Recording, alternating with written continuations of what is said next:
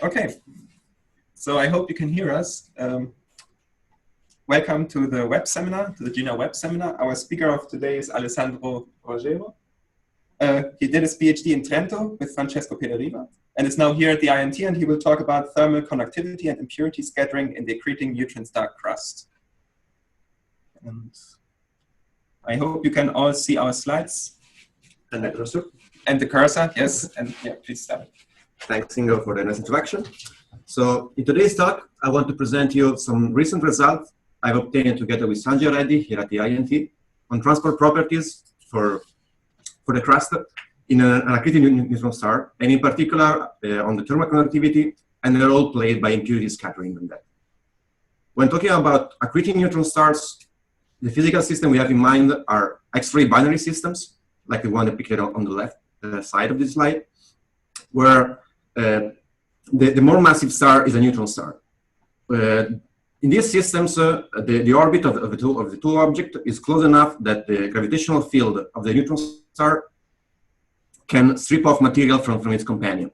This material creates a characteristic accretion disk around the neutron star, as you can see in the picture. This accretion disk is, however, unstable, and periodically it collapses and dumping all its material onto the surface of the neutron star. This can cause a violent thermonuclear explosion that produces a very bright X-ray burst that we can see on Earth. After this outburst, the surface of the neutron star gets heated up and its chemical composition changes. Now, from Earth, we can monitor, as a function of time, the temperature on the surface of the neutron star. And this quantity that I'm showing here, the data on the bottom right, these thermal relaxation curves are very important to understand properties of the crust. In particular, the time scale of this relaxation is determined by transport properties of the crust. Yeah. For instance, CV is the heat capacity of the crust, K is the thermal conductivity of the crust, and delta R is the crust thickness. Now, a very uncertain parameter among these three is the thermal conductivity, and in our research the goal of our research is to have a better understanding of K, at least for the outer crust of the neutron star.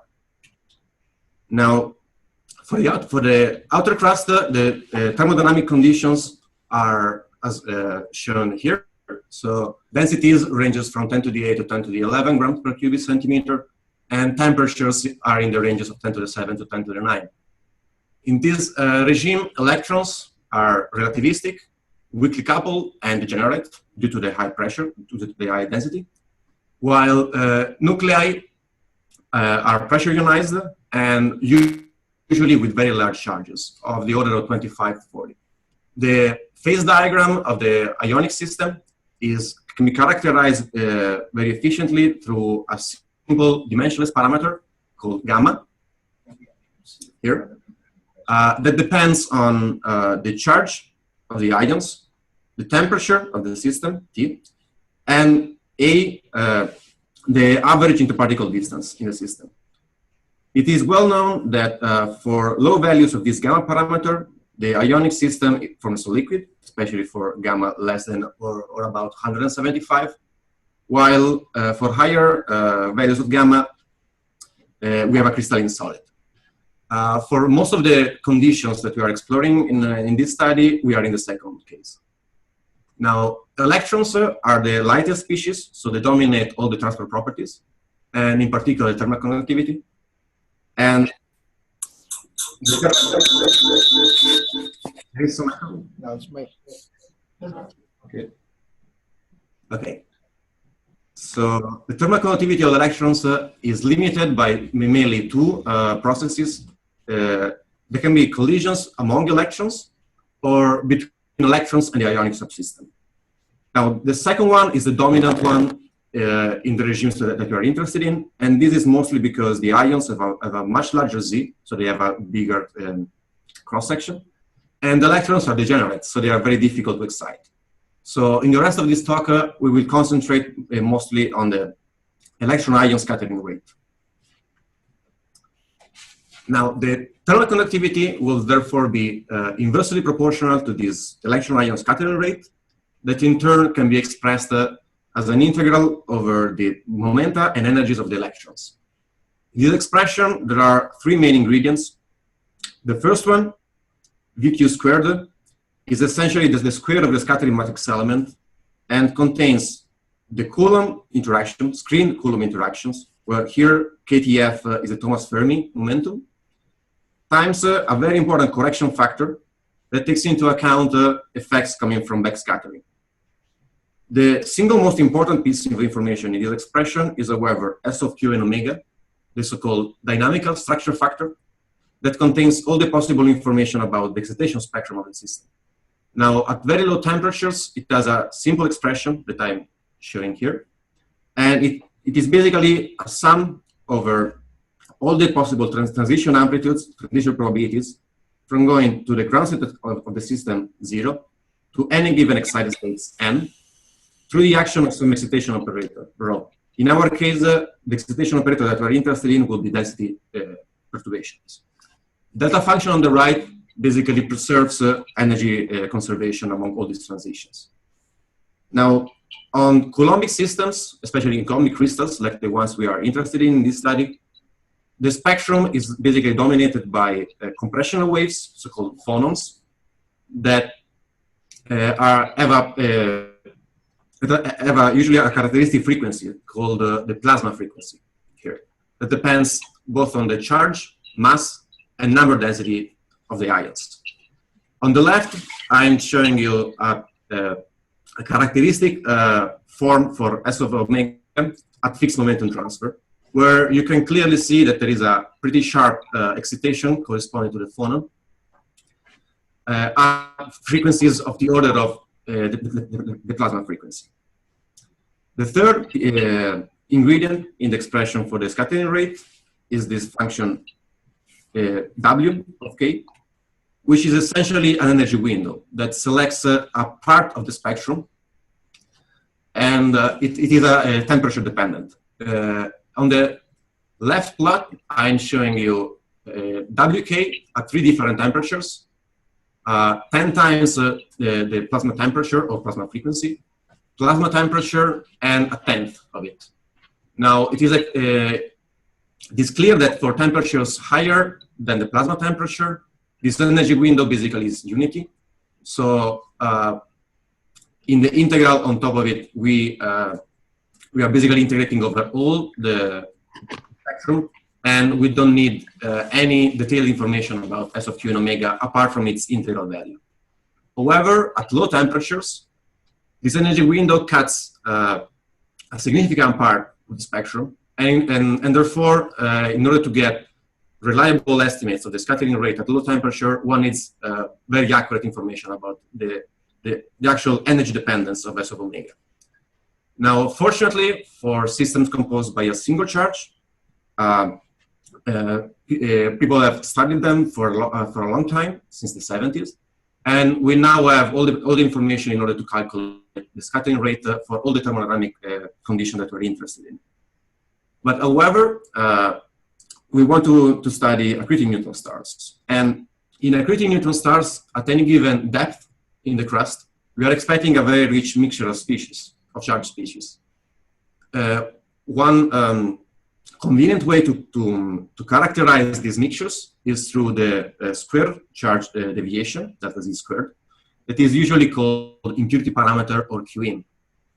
Now, when the material coming from the accretion disk gets dumped onto the surface of the neutron star, this material undergoes rapid proton capture processes that forms a very rich and varied mixture of species, characterized by QIMP over the order of 100 or so. However, as this material gets buried down deeper and deeper into the crust, these ashes undergo some purification processes, mostly due to electron capture processes and especially phase separation between the liquid part of the crust and its solid state. In particular, in the solid crust, the composition is extremely depleted on low Z ions. And the final composition that we are expecting in the solid is characterized by impurity parameters of the order of 20 to 30. On the right, for instance, I'm showing you a characteristic, what we are expecting in the solid as a mixture.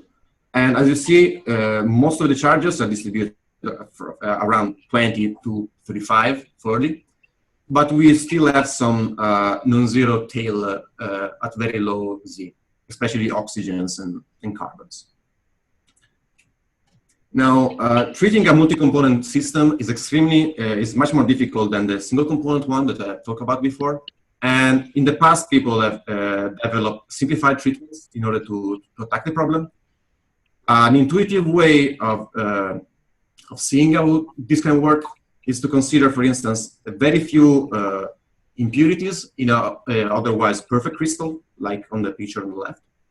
And one way to characterize this system is to interpret it as an incoherent sum of a perfect crystal times plus the contribution from isolated uncorrelated impurities. If you want, this is basically saying that we can split the total scattering rate for the multi-component system as a contribution from the one-component system or perfect lattice plus a contribution from impurities. Or in turn, we can actually split the dynamical structure factor of them. Now, the one-component part of this can be safely computed because, as I told you, we know very well how to characterize single-component systems. And the impurity part can be estimated as, under two main assumptions. First of all, we are assuming that the scattering from impurities is elastic, and therefore there is basically no energy dependence in the dynamic structure factor of impurities. This we will see after is a very good approximation. And the second assumption is that the correlation among the residual impurities are negligible. So we can actually estimate the static structure factor S of Q of the impurities as basically being the impurity parameter. Here, Zk minus average Z are the residual impurities that we are summing over. Now, the fact that impurity scattering is elastic tells us that at very low temperatures, it will be the dominant process that constrains the thermal conductivity. And that's why we are very interested in it. Now, it is clear now that if you're increasing the number of impurities in the system, this picture, it's less and less valid, okay? However, we will see that after our result, we will see that basically we can actually maintain this very simple picture up to values of impurity parameter of the order of 30 or so, provided that we are accounting for the most important missing piece in this picture here. And you can see it basically by considering the fact that if you are introducing a different charge here on the left, on the otherwise pure system, if this red dot here is the charge of this red dot here is very different from this environment, it will create almost static distortion on the lattice. Okay, so this basically amounts to create an effective residual charge. Okay, that will be different from just the bare charge minus the average one. So we see after that. Taking this effect into account, we can still maintain this simple picture of a multi-component system. Now, using this simple treatment, we can already use observation of thermal relaxation to constrain the value of Qin. And for instance, let me first comment on the picture on the right. As you see here, the effect of impurities is dramatic on the time scales of the relaxation. And especially the higher the impurities, the lower the conductivity, and therefore the longer will be the time scale. In 2009, Brown and Cumming have tried to estimate probability distributions for this impurity parameter, and they basically found that usually it is well within, it's very low, and most of the times is between 2 and roughly 5. This is to be compared with a roughly 20 to 30 that we're expecting from the buried RP process ashes.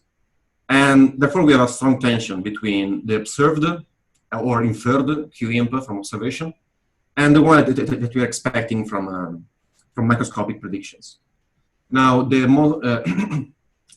hope is therefore that by having a better understanding of impurity scattering, we can reduce this gap between theory and experiment. Now, a better way to drill with a multi-component system would be ideally to be able to compute from first principles the charge-charge response functions of some finite system composed by n ions, for instance, and where n is chosen big enough that we are close to the thermodynamic limit. The idea is basically to take the Fourier transform of the time-dependent charge-charge correlation function of this finite system. In this expression, rho type of Q is basically the charge density operator, and it's a suitably normalized sum over all the charges of the ions, scaled by this phase factor here, where Ri is the instantaneous positions of the ions. So the idea will basically be to evolve in time the position of the ions and keep track of the evolution of the charge density. The meaning of this bracket here with beta, by the way, beta here and after will be the inverse temperature, so 1 over T. The meaning of this thermal excitation value depends on the actual value of the temperature. For temperatures higher than a critical temperature, that is basically corresponds to when the thermal wavelength of the ions becomes comparable to the interparticle distance, we are expecting a classical behavior of the system. So basically evolving the position of the ions following Newton's equation would be enough. However, at lower temperatures, we are entering in the quantum regime. On the right, I'm showing you where we are expecting this quantum regime to be, especially in the thermodynamic region that we are interested in. And I also showing the plasma temperature here as a reference. Now, as I commented before, impurity scattering is extremely important at low temperatures, much lower than the plasma temperature. And therefore, it's extremely important to have a full quantum mechanical treatment for computing gas of Q and omega if we want to have a good understanding of the effect of impurities in our system. Now, due to time constraints, I'll give a very brief discussion of the actual method that we are using to compute the response function using quantum mechanics. If anybody is interested, at the end of the talk, I have further slides that I can elaborate more on. Now, in quantum mechanics, at finite temperature, expectation values are expressed in terms of the density matrix of the system, is e to the minus beta h. And to compute thermal excitation values, we have to take traces of the operator and the thermal excitation and the thermal density matrix. A very convenient basis where to take this trace is the 3n dimensional coordinate space, configuration space of the ions, as I'm showing here on the right. However, the problem in computing this integral is that the actual functional form of the diagonal matrix element of the density matrix is not known in general, at least not for non-trivial Hamiltonians. The trick now is that one can introduce m auxiliary configurations in the problem and arrive at an approximate expression for any given expectation value, thermal expectation value, committing an error that scales as the inverse temperature of the m. So the idea would be to make different calculation with different values of m until we have convergence or until the errors are negligible. Okay. This expression here doesn't look like a much simplified version of this one, but it actually is, because now we have a simple 3 times n times m dimensional integral. And to give you an idea, n, the number of particles, is usually 10 to the 3 in our case, and m is usually 10 to the 2. So we have a 10 to the 5 dimensional integral. However, most of the complicated part of it, these exponentials here, are positive definite, being exponentials. So we can actually interpret this part of the integrand as a probability distribution over this huge dimensional space. And therefore, we can use directly Monte Carlo integrations to evaluate this integral in a stochastic way.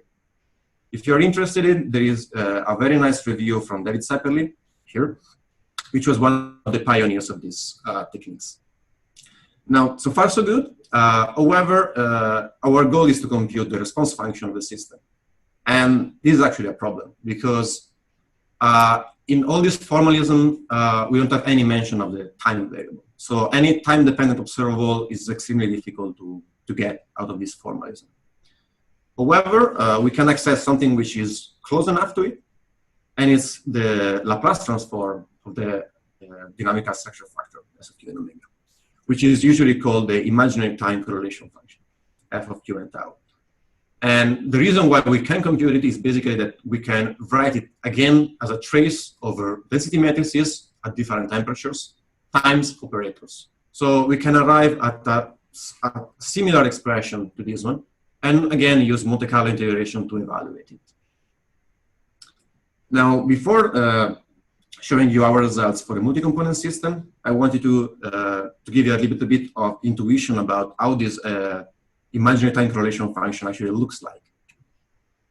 So if you are introducing the low temperature expression for the response function in the definition of F of Q and tau, we can basically see that the delta function basically goes away, okay, and selects just the energies, the energy difference between the ground state and the excited state that we're interested in. And especially at very large taus here, we are expecting to have an essentially a single exponential decay, where the exponent here corresponds to the minimum to the energy of the lowest excitation in the system. Okay, so at low temperatures, we are expecting to have a simple exponential decay, and that's actually what we are seeing. So on the right here, I'm plotting F of Q and tau normalized in such a way that it is 1 at tau equal to 0. That's a way in order to plot on the same graph data for different temperatures.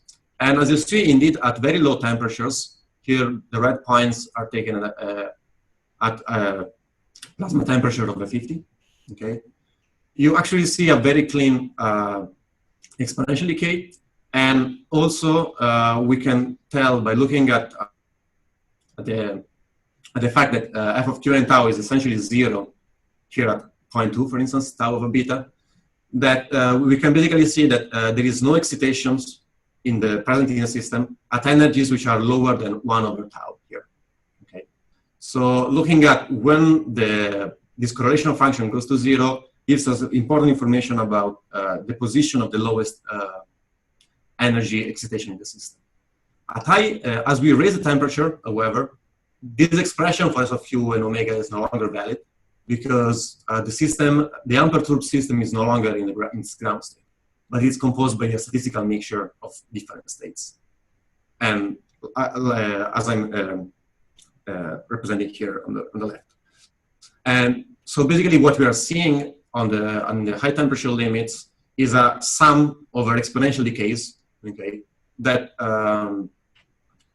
it's basically a sum of exponential decays. Okay, and as we are lowering the temperature, the number of states contributing to the ground state becomes less and less and less. Okay, perfect. So what should we expect now from a multi-component system? Now, in the past, Caballero, Horowitz, and Berry have computed the response function of a multi-component system using classical molecular dynamics. Here, MD and after stands for molecular dynamics. And the way that they've computed this is essentially as I proposed before. So taking explicitly the Fourier transform of the time-time correlation function, of the charge-charge correlation function. The striking feature that we are seeing here is that, first of all, the black dotted and the green lines here corresponds to the one-component system, composed by a single charge, and the red results are for a multi-component system.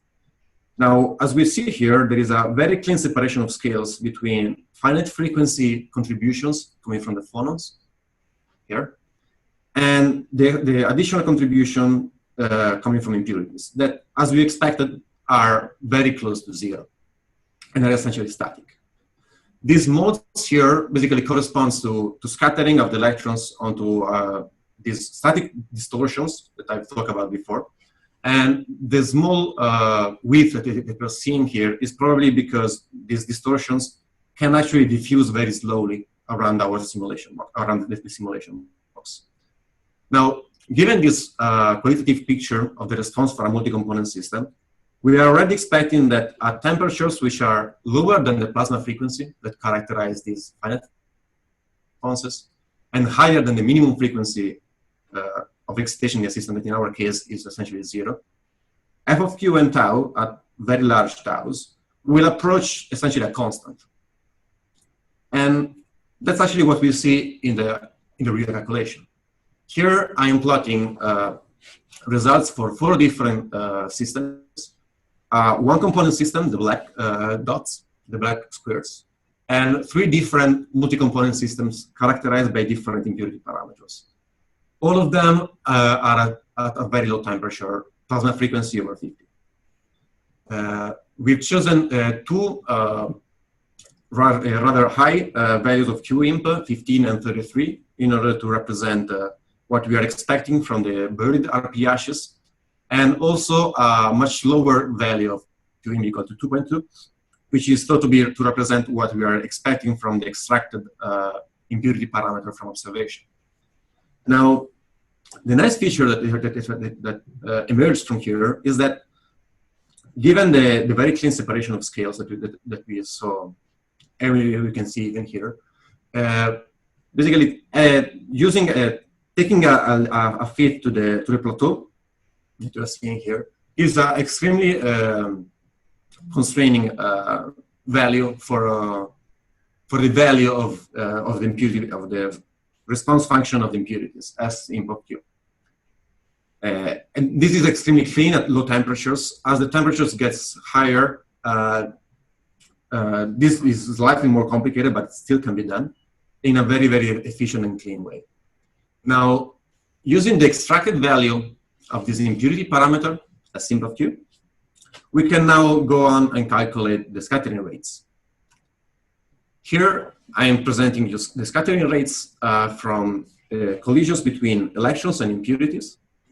This is scaled by some characteristic frequency. And the striking news here is that indeed the scattering rate is still linear as a function of the impurity parameter. So with a slightly different effective impurity parameter. So the black line here will be the expectation we will have using the very simple treatment that I presented before with bare QIMP, while our results at different temperatures, the red one are at close to plasma temperature, and these 2 here at a much lower one, can be basically reproduced by taking into account the fact that impurities in the medium gets dressed because of the presence of these static distortions, and this basically increases the value of the effective QIMP. Now, what you see here is that when the temperature is low enough, especially lower than roughly a tenth of plasma frequency, the value of this effective impurity parameter doesn't change anymore, so it becomes essentially temperature independent. And since since impurity scattering dominates in this regime here, this is a very nice feature. probably a cleaner way to see the temperature dependence of this effective impurity parameter is by introducing a scaling function, L gamma, that basically takes into account the temperature dependence. Here I am defining a gamma parameter analogous to the one I presented before for a pure Coulomb system, where the only change is that now instead of z squared, we are using the average of z squared. And if you're plotting this enhancement parameter L of gamma as a function of gamma, we can indeed see that for low enough temperatures or high enough gamma, the effective impurity parameters basically reaches a plateau around 3.5-ish. Okay.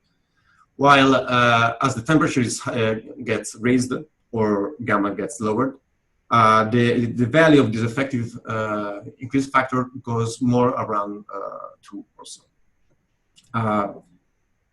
We are always in the solid phase, as is shown here. Here is roughly the 175 that I was talking about before. Now, this is very nice because this means that we can still use the very simple model for multi-component systems, where basically we are describing it as a pure systems plus uncorrelated impurities, provided that we are taking into account the dressing of these uncorrelated impurities due to the presence of static distortions. And for most of the thermodynamic conditions where we are actually interested in impurity scattering, this increase is roughly constant. Okay. So it's very, very convenient. Now, we can compare our results to some previous calculations done in the classical regime around omega plasma, computed by Horowitz and collaborator using molecular dynamics for a system where the impurity parameter is still is around 22, so more or less in the middle between our higher ones. Indeed, close to plasma frequency, plasma temperature, our results agree with each other. It is, however, unclear if we do have actually some inconsistencies here, because the molecular dynamics results do not have any estimate for the error bars. So it's difficult to see if we actually have discrepancies. However, looking at the behavior of the molecular dynamics results, we would expect a completely different low temperature regime. Now, there may be different reasons why molecular dynamics is seeing this different behavior. One may be that these calculations were performed at a much higher density, 10 to the 13, while our calculation at the 3 orders of magnitude lower. The reason why calculations have been done at this higher density were basically that one assumes that, as in the simple Coulomb system, all the phase diagram is dictated only by this effective gamma parameter. Okay. These results may point out that in a generical multi-component system, there may be more than only the gamma dependence. This is, however, something that we are trying to explore in the future. Also, a big difference between these calculations and ours is the qualitative behavior of small z impurities in the system. Especially in the molecular dynamics calculations, the small z ions, especially oxygens, get all clumped together, basically forming a phase separation also in the solid. And this was basically given as the main reason why the impurity scattering is more effective than what expected from simple treatment. However, in our calculations, we do not see this effect. And low Z impurities are basically substitutional impurities that are not likely to become more close together. This may be a bias coming from the initialization of the simulation box of our simulation, and in the future we are planning to understand more better the role of clusters of low Z impurities if they actually arise in this system. But the bottom line is that even without considering that effect, static distortion can account for a much increased scattering rate from impurities of an order of 4 or so. So I'm already close to the summary. So I showed you that impurity scattering plays a fundamental role in order to understand the thermal relaxation curves in accreting neutron star in X-ray binary systems, especially at low temperatures. Extraction of the composition of the crust from observation and from theory present a significant tension. And therefore, we need some better theory in order to understand better the density response in the crust.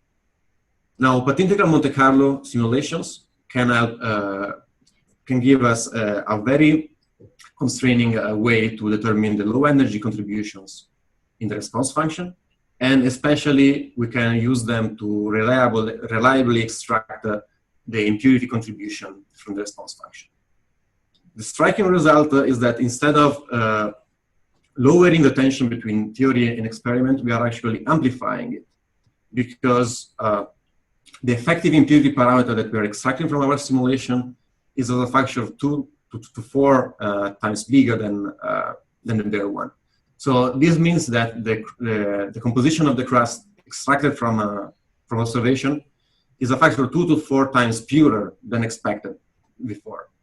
So this means that there must be some process that is able to purify the ashes much more than what is expected so far.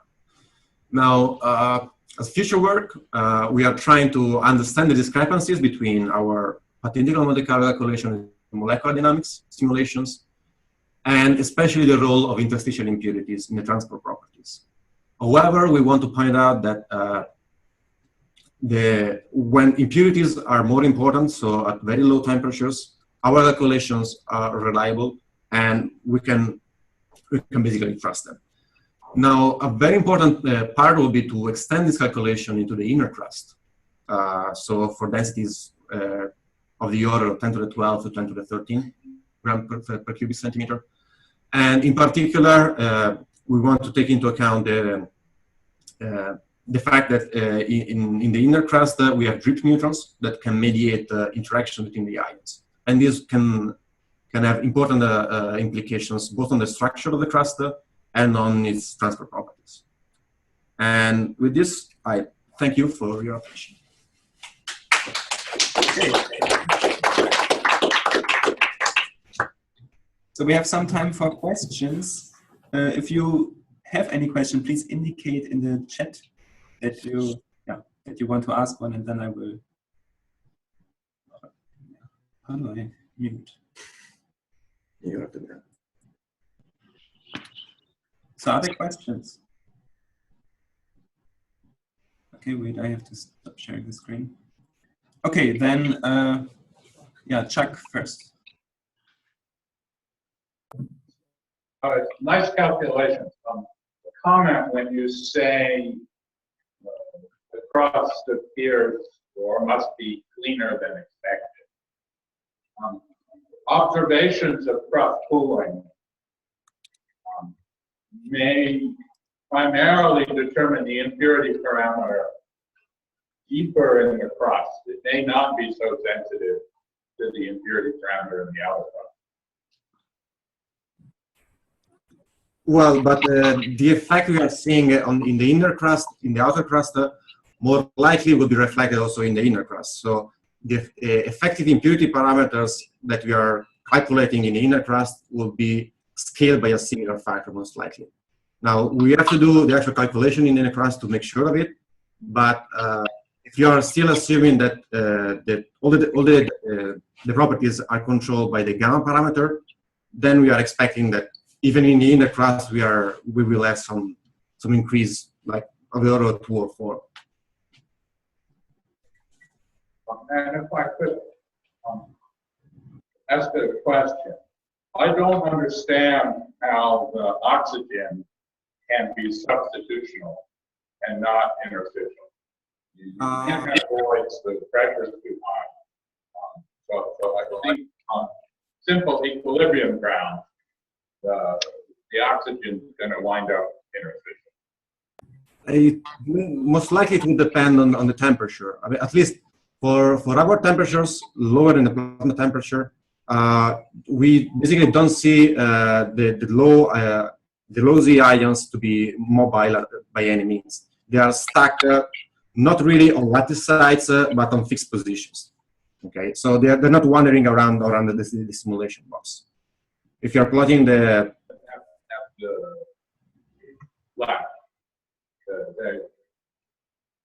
diffusion may be low, but they're not substitutional there in other places. They're in between the higher Z lattice.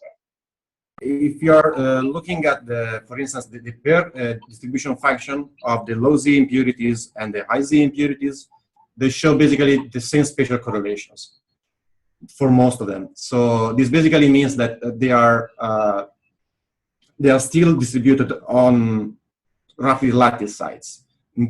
Probably not on the lattice sites, because since we have charges of around 8 and charges of around 30, we have very huge distortions of the regular lattice. But still, the form of the pair distribution function is very, very close between the two. This may actually be it's something that we are investigating more to see if the equilibrium configuration is actually different from this. But from our calculation, the most lower energy configuration was actually that one there. We tried to put by hand low Z impurities around the lattice, but all the times we found higher energies of the system. So most likely we have one way to make sure of the actual composition or the structure of the composition would be to actually perform an annealing starting from high temperatures and see what happens. Along the lines of what you are doing with your molecular dynamics calculation. So maybe we can ask the integration. location of the peak in G of R depends on the Z's that are the charges of the two ions.